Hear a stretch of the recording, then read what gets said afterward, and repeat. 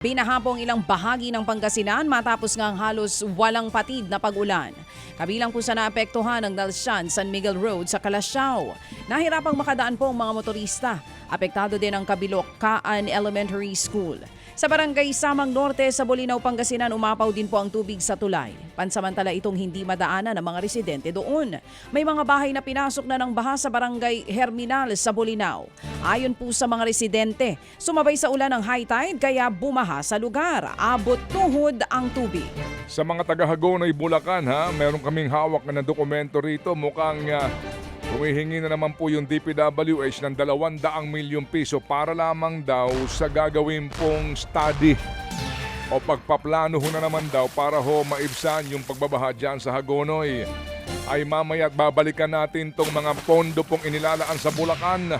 Katakot-takot na pondo na naman daw po humihingi ng 200 milyong peso sa mga taga-Bulacan. Hindi pa kayo nadadala din Baka nakakaligtaan po ninyo ang sanhi ng pagbabaha diyan na pagnanakaw sa pondo po para sa inyong mga flood control projects. Hello, hoy, gising! Samantala po naman patay ang isang babae matapos siyang pagsasaksakin at gilitan sa Sibonga, Cebu. Kinilala po ang biktima na si Clarissa Jane Amandoron. Suspect po sa krimen ang kanyang ex-boyfriend na sugatan din matapos mo magsaksak sa kanyang sarili. Umano'y nagalit daw ang suspect dahil ayaw makipagbalikan ng babae at ito'y meron ng ibang manliligaw. Naka-hospital arrest ngayon ang suspect na maaharap sa kasong murder. Natagpo ang patay ang hindi pa nakikilalang lalaki sa Dumingag, Zamboanga del Sur. Nakitaan po ng mga pasa at tama ng bala ang katawan ng biktima. Nakagapos rin ang kamay nito gamit ang isang cable tie. Sa paunang investigasyon, hindi residente ng Dumingag ang biktima. May mga kumalat sa social media na posibleng pagkakakilanlan ng biktima pero hindi pa ito kinukumpirma sa ngayon. Patuloy naman ang investigasyon ng Dumingag Municipal Station. Patay ang isang barangay chairman matapos po naman daw pagbabarilin ng mga hindi pa nakikilalang salarin sa bayan po naman ng Carmen doon sa Cotabato. Kinilala po ang biktima na si Arnel Alyudin o mas kilala sa kanilang lugar bilang Boyet.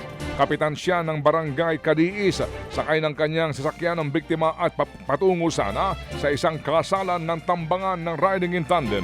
Dead on the spot ang biktima. Inaalam pang motibo sa naturang krimen. Ninakawan ang isang lalaking nakatulog sa gilid po ng kalsada sa Dumangas, Iloilo. Ang laking balita sa nito. Isang video, kasi oo nga, baka lasing ba ito? Ay, sige. nantok lang.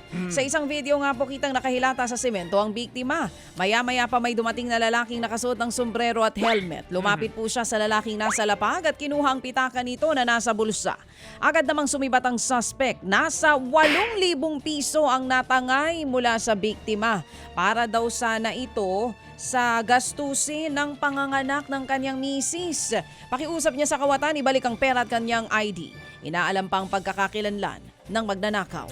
Mga kapatid, patuloy po kayong tumutok sa 105.9 True FM para sa totoong balita, impormasyon, music and entertainment. Mag-subscribe sa aming YouTube channel at podcast at sundan nyo kami sa Facebook, Instagram, X at TikTok sa True Network PH. Bisitahin din po ang aming official website, truefm.ph.